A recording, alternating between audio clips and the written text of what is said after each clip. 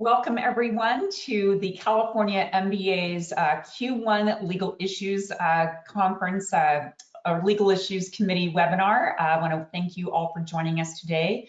I'm Susan Milazzo, CEO of the California MBA, and we're very happy to present this information.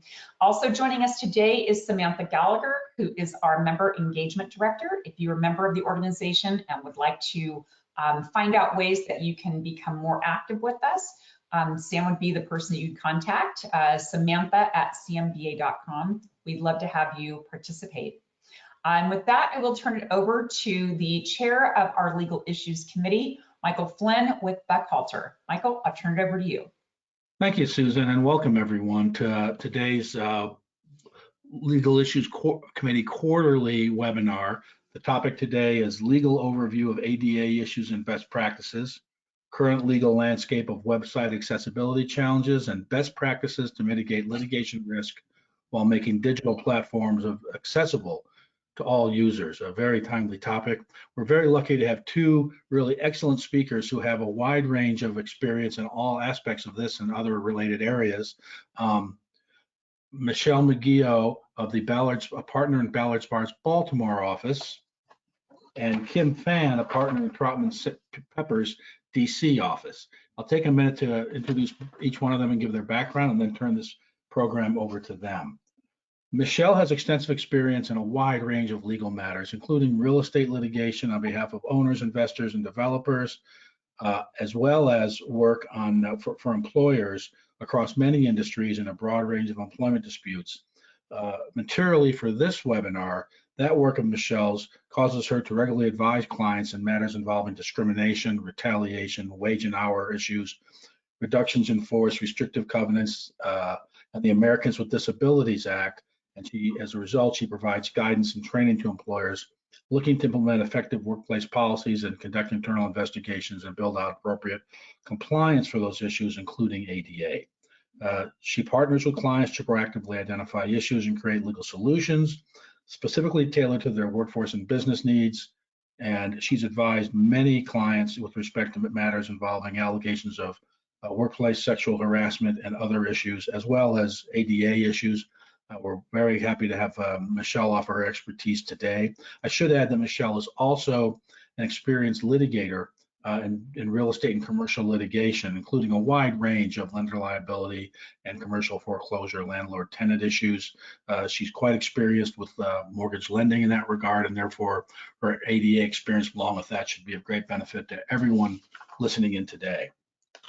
And then Kim Phan from Troutman Pepper, excuse me, Kim, as I said, she's a partner in their DC office in their Consumer Financial Services Practice Group. However, her focus is on privacy and data security, as well as ADA and other compliance issues. She assists companies with data breach prevention and response, establishing effective security programs prior to data breach, and the assessment of breach response obligations. She provides extensive e-commerce and mobile counseling to clients, including a broad range of things, everything from adapting an augmented reality mobile game for a retail client to conducting online behavioral advertising assessments of websites to update and enhance website privacy policies, and for our purposes, more importantly, adapting website functions for accessibility and compliance with the ADA, and establishing employer training on social media interactions with consumers. Kim's practice also focuses on providing guidance to clients on a wide range of regulatory compliance matters, including supervision and enforcement interactions with the CFPB, the FTC, and other federal agencies. And she successfully represented many companies through the FTC investigations and through CFPB matters. And she advises clients on CFPB compliance obligations, including risk assessments of consumer products and services, updating policies and procedures, and establishing audit processes to assess compliance with federal requirements. She's also counseled clients through state attorney general and departments of consumer protection investigations. So as you can see, we have two really outstanding presenters today with extensive backgrounds in ADA and ways to build out conformance with ADA, but equally important, they have litigation and enforcement experience, so they know the bad side of what happens when these things go wrong and can advise on that as well. So with that, I'm going to turn it over to Michelle and Kim. Thanks. Thank you, Michael. Yes, thank you very much, and thanks for having us today. So Kim and I will jump right into the material for today. If you can go to the next slide, please.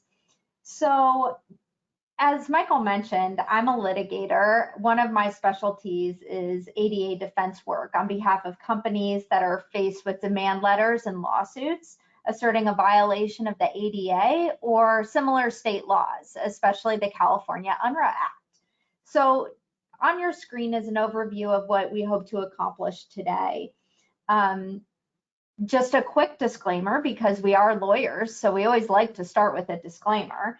Nothing in our presentation today should be taken as legal advice. So to the agenda. First, we'll spend a little time setting the stage today, explaining how we as lawyers approach accessibility with our clients. In our work, we're often explaining what is digital accessibility to our clients that have never heard of, what is an accessible web page. So Kim and I often have to start at the beginning, explaining what is accessibility, why is it important, and why should you care. So we will also discuss today the ADA legal and regulatory framework and explore the DOJ's view on accessibility and recent legislation and guidance from the DOJ. These are all things that influence our recommendations to clients with regard to accessibility. We'll also discuss the continued rise in litigation and demand letters, and perhaps most importantly, talk about how risk can be mitigated.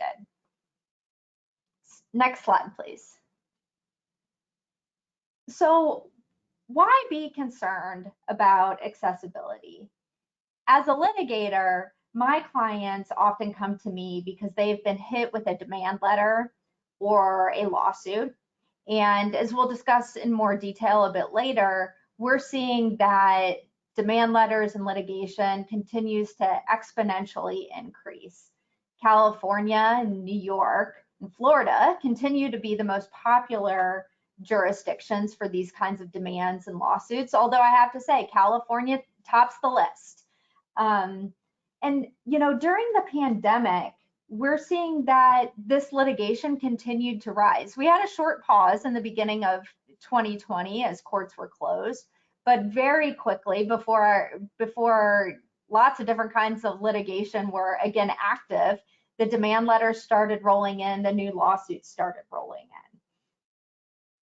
So we're seeing a lot more activity from the plaintiffs bar on this point, and therefore we're getting a lot of questions every day about this topic. We also see that plaintiffs' attorneys are starting to bring more novel theories of discrimination. For example, claims under the Fair Housing Act, which can be important to lenders as well. We also have seen that we've seen a lot of attention on the California Consumer Privacy Act that requires certain consumer privacy disclosures that must be made accessible. And although the regulations implementing the CCPA do not require the use of a specific WCAG standard, the WCAG standards are cited as being an example of the generally recognized industry standard for accessibility, and that'll make more sense later when we dig into what these standards are and what they mean. Next slide, please. So I'm often explaining to clients why having accessible digital assets is a good idea. I often explain that accessibility is important because it affects so many people. And this slide contains some statistics demonstrating that point. Over 1 billion people globally have a disability. There are 7.5 million people that are blind in the United States alone. Individuals with disabilities have a combined purchasing power of over $490 billion. And so as I explain this to clients, if your organization, company's website or mobile application is not accessible to people with disabilities, you're missing out on a tremendous portion of the market share. And so not only is having accessible digital assets the right thing to do, it's good for business. Next slide, please. Okay, so why is accessibility important now? I'm often in the position where I'm really trying to motivate clients to spend some resources and giving some attention to accessibility. And to provide that motivation, I typically point to a few things. Number one, the pandemic. We talk about it every day, right? But the truth is that during the pandemic, many consumers moved to online forums for not just their shopping, but their everyday needs, information, access to goods and services. So it's important that as people turn to digital platforms for goods, services, and information, that those platforms be accessible to all individuals. We also see that because traffic is increasing for digital platforms, new websites and mobile apps are proliferating. And these are targets for attorneys who specialize in sending ADA demand letters and have made really an industry out of targeting websites and mobile applications should they have issues being accessible to individuals. And website accessibility litigation shows no signs of slowing down. This is in part because the Department of Justice has not issued clear accessibility guidelines, instead leaving it to the plaintiff's bar and the courts to figure out what is required under the ADA and similar state laws. And then significantly, during the Biden administration, enforcement risk from the DOJ is rapidly increasing. We know that the DOJ is stepping up enforcement of Title III of the ADA, and we know the Civil Rights Division is active in this space.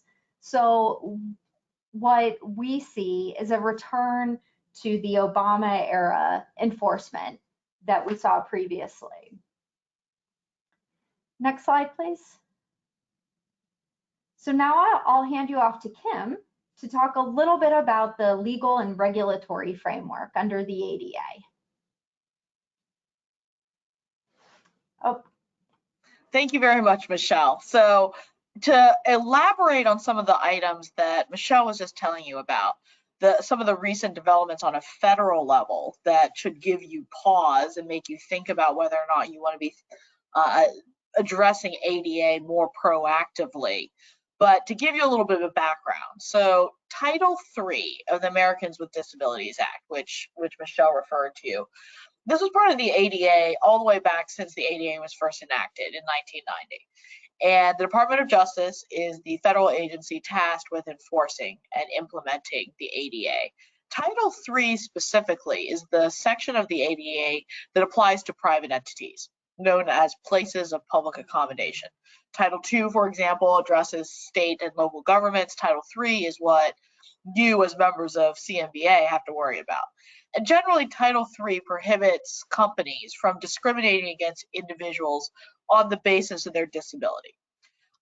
Those with disabilities, as well as those without disabilities, have to have full and equal enjoyment of the goods, services, and other products that you might make available into the public sphere. And to the extent that you as a business are offering those products and services to consumers, if someone with a disability wants to take advantage of those products and services, you are expected to have some sort of reasonable accommodation to serve those people with disabilities, as well as have take the necessary steps to communicate effectively with those customers, especially those with specific types of disabilities such as vision, hearing, speech disabilities. Now, to implement Title III of the American with Disabilities Act, the Department of Justice has said that, as Michelle noted, as people increasingly engage in e-commerce, especially in the wake of COVID, when we're all trapped in our homes, it became especially important that consumers be able to access online services, including websites and mobile apps. Department of Justice, as well as a variety of federal and state courts, have interpreted Title III of the ADA to apply to websites, not just brick and mortar stores. Therefore, if you have a website or a mobile app, you need to be ensuring that you're making that available to those individuals with disabilities. Can we move to the next slide, please? Just So a quick what is note for our participants, sorry, Kim, just a quick note that if you do have questions, feel free to put them in the chat and we will attempt to get to those questions as we proceed, leaving a little time at the end. Thanks, Kim, sorry. Oh, no, of course. And I think that Susan had mentioned that in the chat already, but again, we're happy to take questions at the end, but in the meantime, let's turn back to the DOJ and what they've been doing to implement the ADA. So it's been a long saga for the DOJ over the years since the ADA was first enacted. Now, as Michelle noted, there are currently no DOJ rules in place, but there's a lot of different reasons why that might have ended up where it is, but it's been a long road. So the Department of Justice first issued an advance notice of proposed rulemaking, over 10 years ago now, back in July of 2010. After that initial advance notice, the DOJ then issued a supplemental notice, but it took them a whole 6 years to get around to even issuing a supplemental advance notice. They're not even at the stage where they were actually proposing rules, just advance notice that they were thinking about proposing rules. The supplemental ANPR posed an additional 123 different questions that covered a broad range of different issues that the public had the opportunity to comment on. So those comments came from other governmental bodies, from the general public, from companies, and the DOJ started digesting all of that information and was considering moving forward. But in 2017, the Department of Justice ended up withdrawing both of the ANPRs, the initial and the supplemental. President Trump at the time had issued an executive order that had required agencies to take a hard look at what rulemakings that they were working on, which were outdated, which were inactive, which were unnecessary, which would cause regulatory burden on the economic sector. And as a result of that directive, the Department of Justice decided to withdraw its rulemaking under the ADA. So unclear when the DOJ may pick that back up. There's a chance, as Michelle said, that there is an interest in the Biden administration to pick up where the Obama administration left off and where the ADA rulemaking stalled. So it's unclear. As of right now, there is no set timeline. But in the meantime, if we could go to the next slide. So in the absence of rulemaking, what the DOJ has done, and this is actually quite new, this is only a couple of weeks old, the DOJ has issued guidance about web accessibility. And so while it's not official rules, it's simply guidance, it's still some forward movement. And importantly to note that this is the first such guidance from the Department of Justice for the private sector. Now, the DOJ had issued similar type guidance under Title II for other government websites back in June of 2003, but this is the first guidance that they've offered to the private sector for how you can be thinking about applying ADA and ensuring accessibility for your websites. Now, keep in mind that the DOJ in this guidance expressly calls out financial institutions like banks as being businesses that are open to the public and must be accessible to the public. Now, the guidance does, as Michelle had also alluded to, provides flexibility to businesses and how they need to comply with the ADA.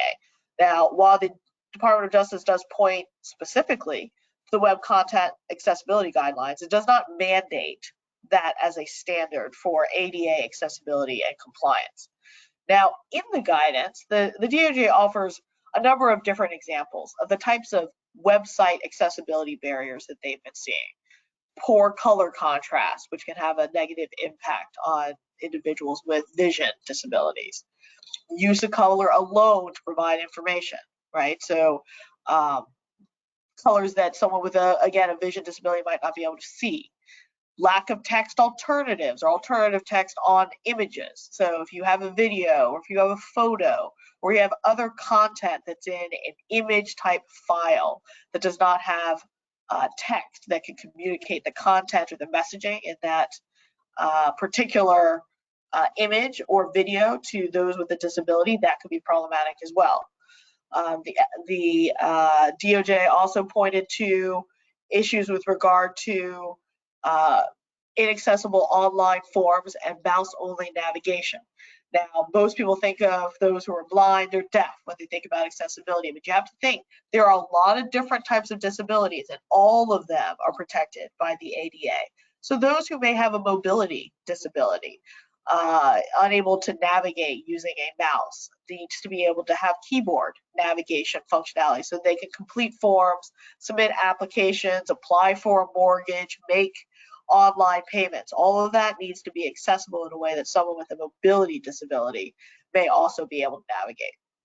Now, those are the problems the DOJ called out on some of the websites that they've seen. The DOJ also offers examples of accessibility features that they believe would be helpful on websites. And just to name a few, having text cues when you're using color in text. So essentially, if a red text is appearing to indicate that something's very important, or if something's in bold, you want to have a text cue that indicates to someone with a vision disability that there is some sort of emphasis being made on the colored text. Also giving those with vision disabilities the ability to zoom or change the text size on your website or your mobile app so they can increase the font size so they can see more clearly.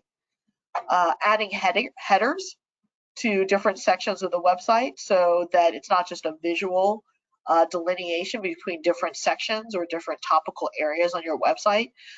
Adding those types of headers built into the layout of the website. And the DOJ also points out that there should be a mechanism on your website for those who have either disability challenges or those who may not be disabled themselves but might identify an accessibility issue on the website to be able to report that information to the company. And you would treat those the same way you would any consumer complaint. Evaluate to what extent you should be fixing or addressing that issue. Now, the examples that the DOJ offers in the guidance, I will say, are very helpful, right? They provide indicators of where the DOJ is going, what their expectations are, and what they're most likely to pursue with regard to an enforcement action. But I would caution you to only treat the examples the DOJ has provided. You might want to prioritize them, but you don't want to limit your accessibility efforts to just those examples. You want to be thinking about every way in which your website functionality or your mobile app design might be creating accessibility barriers that may not have been included in the guidance. So we move on to the next slide. Now that the DOJ has issued this guidance, what does that mean for enforcement? So the DOJ is, of course, now run under the President Biden's administration. President Biden, even on the campaign trail as a candidate, had focused on providing assistance to U.S. citizens with disabilities. He had called specifically on his campaign trail for increased access to the internet for those with disabilities. And his DOJ appointments have similarly shown a commitment to this area. Merrick Garland, the former Supreme Court nominee, was appointed by Biden and confirmed as the U.S. Attorney General last year. And Kristen Clark has been appointed to take over as the head of the Civil Rights Division, where she will have the most direct leadership role in implementing the ADA. Both Garland and Clark were signatories and participants in the Department of Justice's press release last year celebrating the ADA's 31st anniversary. Both of them had quotes and emphasized that they would be prioritizing this area with regard to DOJ scrutiny. The DOJ also, just in the past year, under the Biden administration, has issued a number of statements of interest. These are voluntary statements by the Department of Justice filed in various cases where they feel like the Department of Justice can weigh in. All of the Title III cases in which the DOJ had submitted these statements of interest were in favor of disability issues that the plaintiffs had raised. DOJ has also partnered with the Department of Health and Human Services. Last year, they issued a joint statement about how the treatment of long COVID should be considered a disability, depending on the ongoing symptoms that a particular individual might be experiencing if they are suffering from long COVID. And the DOJ is not only looking external, they're also looking internally. They're currently reviewing and piloting a new version of their own ADA government website. So if you want to check that out and see some of the things that the DOJ is implementing on its own website as sort of best practices for what you might be thinking about doing, you can go to beta.ada.gov. That's where they're hosting their beta site for you to explore on your own. If we go to the, I'm sorry, I think we went 2 slides ahead. So if you go back to the slide before. Back. All right. So let's talk about some recent DOJ enforcement activity. Now, the DOJ just this past year has been very active. They've entered into a number of different settlements with different companies, Rite Aid, Hy-Vee grocery store, also some state and local entities, but of course the DOJ is very interested in financial institutions as well. And while none of these expressly are financial institutions, they certainly have focused on financial institutions in the past with regard to website and mobile app accessibility. For example, they've brought a consent order against Wells Fargo, where they the consent order are required that Wells Fargo ensure equal access for individuals with disabilities nationwide, including in its mortgage stores or other mortgage locations where people could come and apply for mortgages. As a result of that consent order, Wells Fargo paid a $55,000 civil penalty, had to pay $1 million in charitable donations to nonprofit organizations that assist veterans with disabilities, as well as pay $16 million to compensate individuals that were harmed by their practices. The consent order also had a number of conduct provisions that were imposed on Wells Fargo, which included hiring a full-time national ADA coordinator and agreeing to ensure its websites are accessible to those with those individuals with disabilities. Other financial institution and consent orders the DOJ has entered into include Bank of America, H&R Block, Charles Schwab, all of these with dinged for various website and mobile app mobility issues. And something to keep in mind, the ADA certainly has teeth. The maximum civil penalty for a first violation under Title III of the ADA is civil penalties that could reach up to $75,000 per violation. And for any subsequent violations, if you're found to be a repeat offender, the ADA penalty structure allows the DOJ to pursue civil penalties up to $150,000 per violation. So not insignificant in any way. So these are the things you need to be thinking about with regard to any potential enforcement action from a federal perspective that might be headed your way. Now, if we go to the next slide,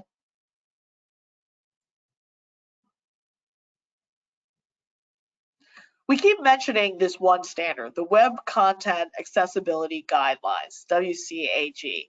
And so now let's just talk a little bit about what those are, give you a little bit of a heads up about why we keep referring to those. They are an international voluntary standard that was developed by a nonprofit organization known as the World Wide Web Consortium. It has become the de facto standard across the industry. And currently we are on version 2.1. While 2.1 is the most recent version, and this was released back in 2018, so a few years ago, it doesn't supersede any efforts by companies to implement version 2.0. It just adds some additional accessibility requirements and expands some of the expectations with regard to accessibility tools that you need to make available. But generally, they're very similar. You have to reach certain success criteria. And I know that the World Wide Web Consortium is also working on a 3.0, which was released just very recently in January 2021, and that draft is they're hoping to evolve into a next version sometime soon. So these guidelines, again, voluntary in nature, but they generally address a lot of different, very detailed areas where you might want to be thinking about your accessibility, whether or not you implement these standards or some other standard. But I would strongly recommend you implement these standards. It's broken up into 4 basic principles of accessibility functionality. You want the information you're trying to communicate to your customers to be perceivable. You know, for those who have vision or hearing disabilities, you want them to be able to receive the same information the same way others would. You want it to be operable. You want those individuals to be able to operate the functionality you're making available on your website, your mobile app. If not, they're not able to enjoy those online services the same way an able-bodied person would. You want to make them understandable. You know, it is one thing to present the information in a way that they can see, but if they can't understand it, then that is also an issue. You want to be able to make sure that the content is being presented in a way that if they're using, say, a screen reader, that each page of your website is reacting in the same way to detecting that screen reader technology. You want your accessibility tools to be robust. You want to maximize everything that you can do to ensure that that your website and mobile apps are accessible to your customers. On the next slide, I'll just mention very, very briefly that even though DOJ is working on its regs, maybe working on its regs, they haven't said they're picking it up, but I have to assume that internally they're evaluating what their options are to move forward with the regs. But in the meantime, even though the ADA has been around for some time, there are thoughts and efforts by members of Congress, including a bipartisan effort between Lou Correa and Ted Budd from last year, to try to look at how they could increase online accessibility specifically, right? So not amending overall the ADA, but again, when the ADA was first enacted back in 1990, the modern world of e-commerce, I mean, iPhones didn't even exist then, right? So the modern way that consumers, including consumers with disability, interact with companies through e-commerce has changed so dramatically that we're looking at different members of Congress trying to bridge that gap with legislation. HR 1100 would prohibit the exclusion of individuals by reason of their disability from being able to participate and enjoy the full and equal benefits of online services through websites and mobile applications. Generally, while that prohibition is in place and that businesses aren't allowed to discriminate against the disabled, this particular proposal is generally very business friendly in that while the expectation is there are a number of steps that a company will have opportunities to fix and remediate those accessibility issues if there's a problem before a consumer could actually bring any kind of private right of action. So the consumer has to provide notice to the operator of the website first that they're experiencing some sort of accessibility challenge. If the company doesn't fix that issue within 90 days, the consumer then has to file a complaint with the Department of Justice. If the Department of Justice takes no action after 180 days, only then can the consumer file a suit as a remedy for the accessibility issue. Now, there have been a number of other ADA bills introduced in Congress, again, specific to certain aspects of ADA, protecting military families, students with disabilities, transportation issues, digital IDs. So it's an area that certainly has continued to draw interest and scrutiny from the Congress. So it's really an open question in which direction, who's going to act first. But in the meantime, in the absence of federal action, either by the DOJ or the Congress, the consumers will enforce this in their own way through private rights of action. And Michelle is going to tell you about some of that litigation. All right, thanks, Kim. Next slide, please. So that's right. We have certainly left it to the plaintiff's bar at this juncture to create law on accessibility, especially as it pertains to digital assets. So absolutely, we are seeing a consistent uptick in litigation and demand letters. So the demand for advice in this area continues to grow, and the demand for consultants that can assist companies in becoming compliant and creating accessible digital assets also continues to grow. Next slide, please. So breaking this down just a little bit, this graph demonstrates the increase in ADA lawsuits that we continue to see. Now, calculating the number of lawsuits is not exactly an exact science because there's many different kinds of ADA lawsuits, but what we have here is an estimated number of digital accessibility lawsuits. So, back in 2016, there were approximately 200 cases filed in this area. In 2017, you can see that increased to over 800. And then we've really had an exponential increase between 2017 and 2018. Now, in 2019, there was really modest growth, I would say, but that's because many plaintiffs' firms were waiting to see if the Supreme Court took up one of these digital accessibility cases. So specifically, many were waiting to see if the Supreme Court took up the Dominos case, which we'll discuss a little bit later. But spoiler alert, the Supreme Court denied cert, so it was not heard. And in 2020, we saw that number increase again, even though the pandemic limited litigation action for some time period. So obviously, there's clearly a pattern here of increasing litigation over the past 5 years. And there's really no end in sight because without action by Congress or the DOJ, there is not currently a complete safe harbor for businesses that do not have accessible digital assets. Keep in mind also that these are lawsuits on this graph. This does not include demand letters. And there are many more demand letters being sent, I estimate, than lawsuits being filed. So although this graph paints a picture, it's not even the full picture. The other thing to keep in mind is, as I mentioned before, litigation is concentrated in certain jurisdictions. So litigation and demand letters are concentrated in California, New York, and to some extent Florida, although less so. So by and large, the demand letters certainly come from those states primarily. Next slide, please. So when I'm talking about digital accessibility litigation, I'm really talking about two different things, a demand letter or a complaint that's filed with the court.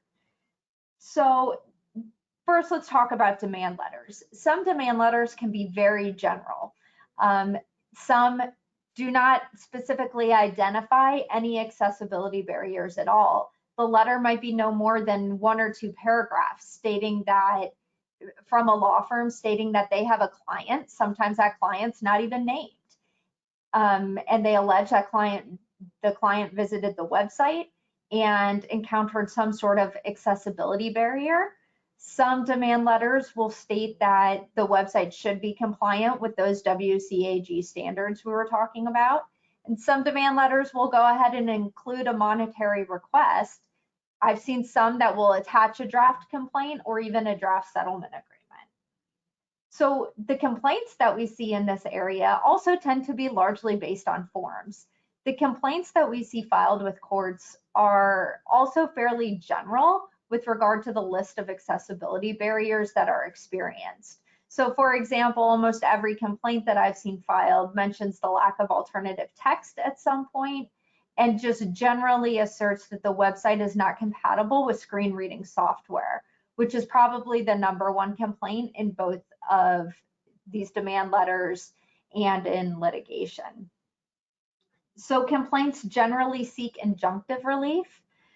In some cases, especially what I see in California, is complaints being filed making clear that the complaint seeks no more than $74,999 total, meaning the cost of remediation that's sought, the cost of attorney's fees, and the cost of civil penalties under the California UNRRA Act. Obviously, to litigators, those complaints are pled that way to avoid federal court jurisdiction and avoid the chance that these cases will be removed from California state court to federal court. These lawsuits, so under the ADA, generally speaking, only injunctive relief and attorney's fees can be awarded. Now that's different because under state laws, right? So under the California UNRRA Act, there are civil penalties. Under New York's Human Rights Act, there are civil penalties as well. But under the ADA, the focus has traditionally been on injunctive relief. So in addition to seeking remediation of the website, these lawsuits often typically demand training, testing, periodic audits, and then of course, what often becomes the tail that wags the dog, a request for attorney's fees and costs. Next slide, please. So here are some of the common litigation issues that we see in this area of the law. So the vast majority of cases asserting violation of the ADA or similar state laws because a website or other digital asset like a mobile application is not accessible settles. And those cases settle early and often. Why? Well, because the defenses can be somewhat limited and also expensive to litigate. So there are some defenses that are available. First of all, Title III itself has some statutory defenses. Specifically, public accommodations must be made accessible unless compliance would fundamentally alter the nature of the content or result in an undue burden on the company. However, these defenses are not often utilized in the space of digital accessibility. And given that although technical compliance it's technical, right? But it's not impossible. It's really not that hard to make a website accessible to people with disabilities.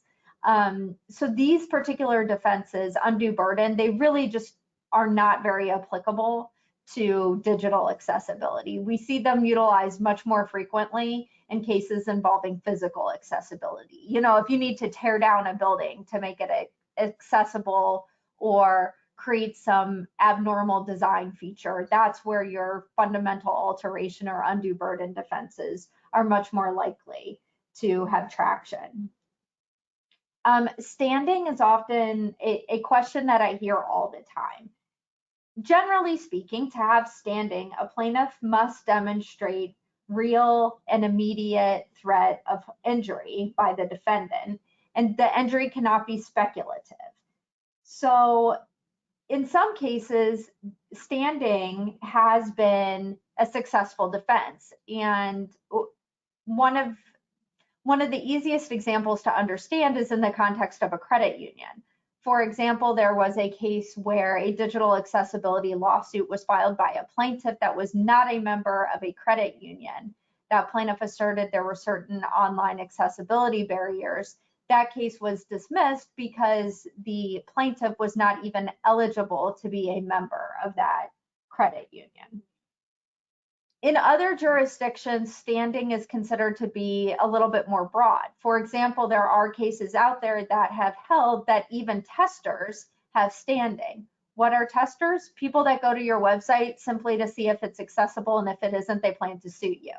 So some courts have said that in this area of accessibility, even that is enough to have standing. Mootness is an interesting defense because some have argued, well, let's just really quick fix the website and make it accessible and argue that the claim is completely moot. In some jurisdictions, this can be a very difficult burden. It can be difficult to establish that a claim is really moot because some courts have held there must be no reasonable expectation that the alleged violation will recur, and the events giving rise to the lawsuit are completely eradicated. So this can be a difficult, this is a high bar. And the other thing to keep in mind is sometimes it's really not that easy to moot all accessibility barriers very quickly before a response to a complaint is even due. In addition, other courts have held that, yeah, even if you technically moot the claim to make the website accessible, there can still be civil penalties, for example, under the UNRRA Act as a result of that initial accessibility barrier that was experienced by the plaintiff. There has been some, let me back up. With regard to connection to a physical location, some courts have held that there must be a connection to a physical location for a place to be considered a place of public accommodation. So this goes to the next point.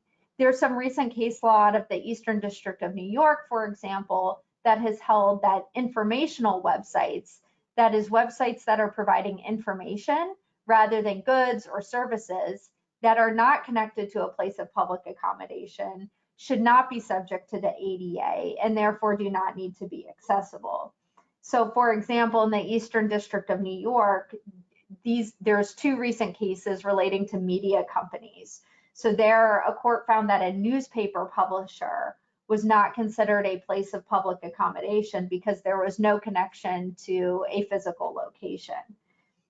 Again, this case law is very specific to certain jurisdictions. So an argument that works in New York, in the Eastern District of New York, might not work in the Southern District of New York, and it might not work in California.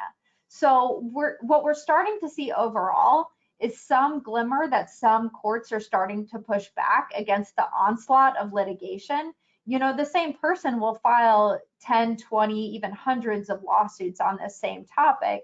And I do see that judges are tending to push back just a little bit. But the problem is that these cases can become expensive to litigate. And so in some cases, the cost of compliance is much less than the cost of litigating some of these interesting legal issues.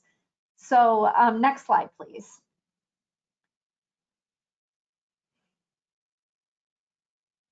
This slide really demonstrates that point. So this is just an example case, Roblox versus Domino's Pizza. It's one of the more famous website accessibility cases.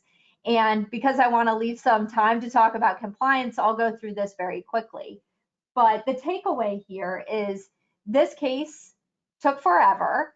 It's not even completely decided, even though the complaint was filed in 2017.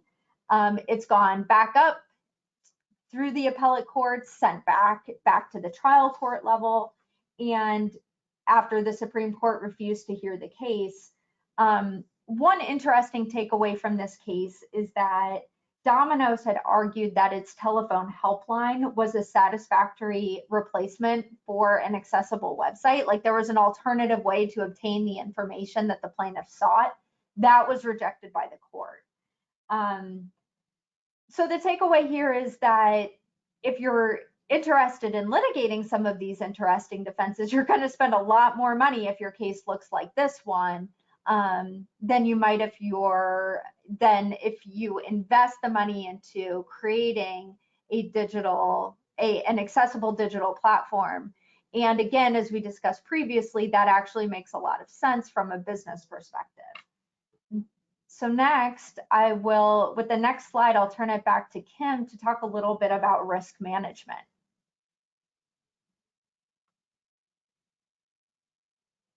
Okay, so this is, in the last 10 minutes, we're going to talk about what you should be taking away from this webinar, things that you can be doing right away with regard to accessibility.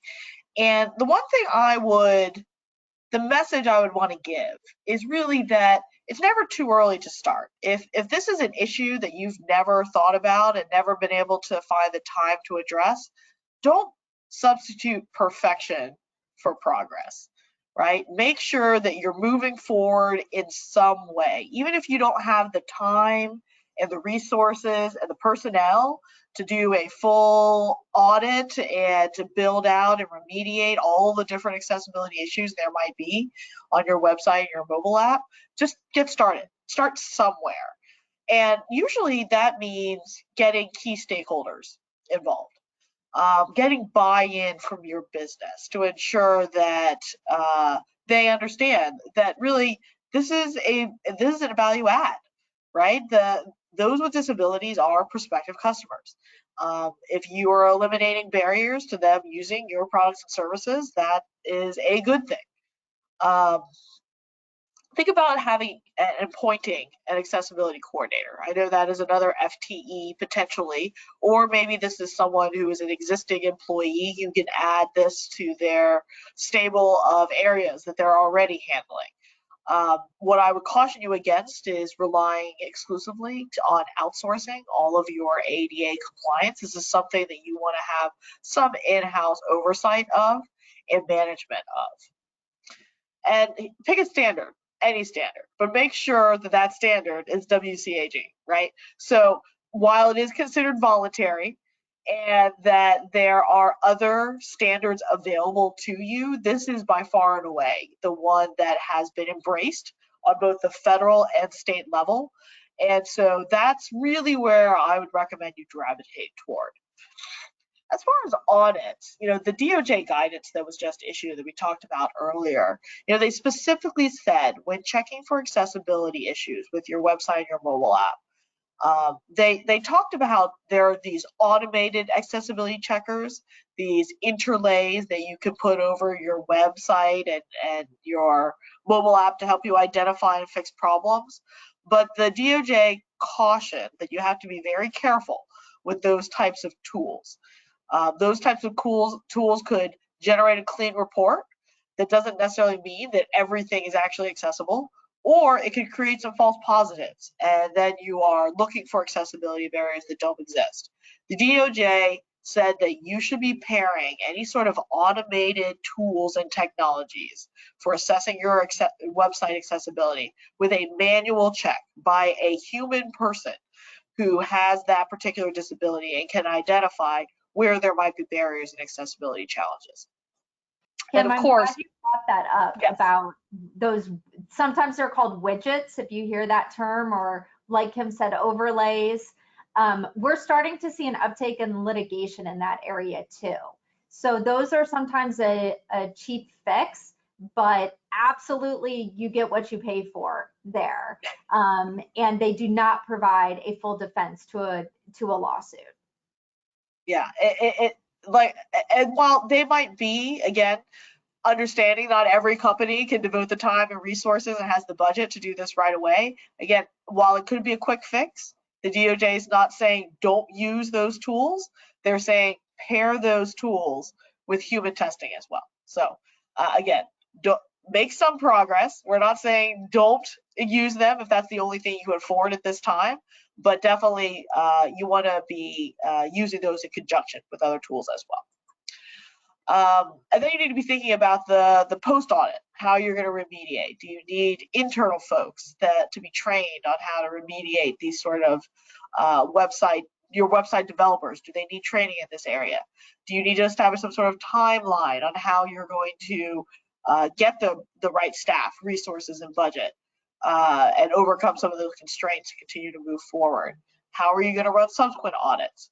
One thing to be keeping in mind is this entire process, if you engage a third-party vendor or use others to outsource this, think about how you can conduct those types of audits under attorney-client privilege. I know Michelle has spoken extensively about the different litigation that you're putting yourself at risk. You don't want your audit without attorney-client privilege, because that becomes Exhibit A in a litigation that Michelle would be unfortunately defending you against. So keep that in mind as well. If we could jump to the last slide. In the last couple of minutes, just a few last thoughts. You know, while DOJ is the primary entity that is implementing and enforcing the ADA, keep in mind that, again, as I mentioned earlier, the CFPB has definitely taken interest in this area. And what I would encourage you as mortgage companies, and something that you're very familiar with, I would address ADA compliance the same way you would address any other CMS compliance area. You know, develop a compliance management system that involves all of the things that you can find laid out in the CFPB Supervision Examination Manual. Have board level oversight at a minimum, or at least buy-in for this activity.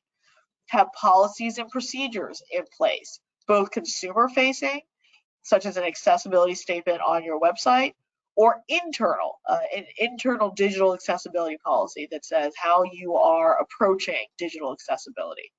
Training the right folks within your organization to address accessibility. That could be your website development team.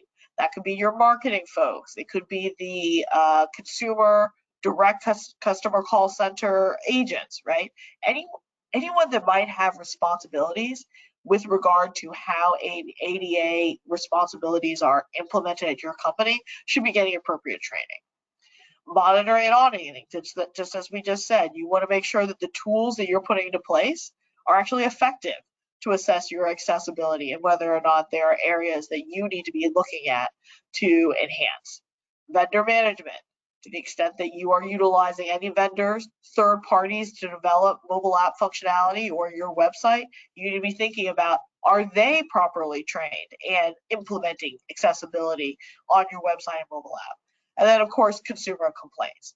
Like every other area of consumer financial compliance, you need to be thinking about, if someone complains to you, thinking about not only resolving that particular complaint, but assessing broadly whether or not there are root cause analysis that you should be conducting to find what is behind those complaints that are coming in. And is this something that is an accessibility barrier to all disabled individuals, or something that this particular individual is experiencing?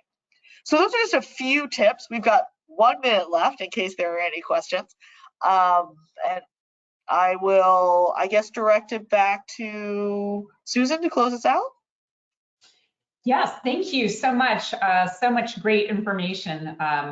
You know, and on top, as you had shared, I mean, on top of the regulatory compliance from just originating mortgages that our members have to, you know, to be mindful of and to have policies and procedures in place. I mean, this, as you say, I mean, is a whole other aspect of their companies that they really need to be paying attention to. And so thank you for sharing your information today.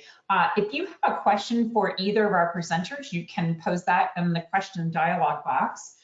We don't have any yet. I will share that we have recorded today's presentation and it will be available on our website here in the next couple of days.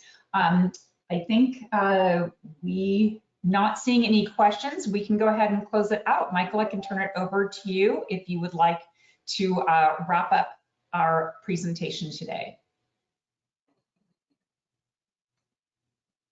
Oh, we might have lost Michael there at the end. Okay, well, thank you, Michelle. Kim, we really appreciate you participating today. Thank you all of our audience members for joining us, and we'll see you next time. Thank you.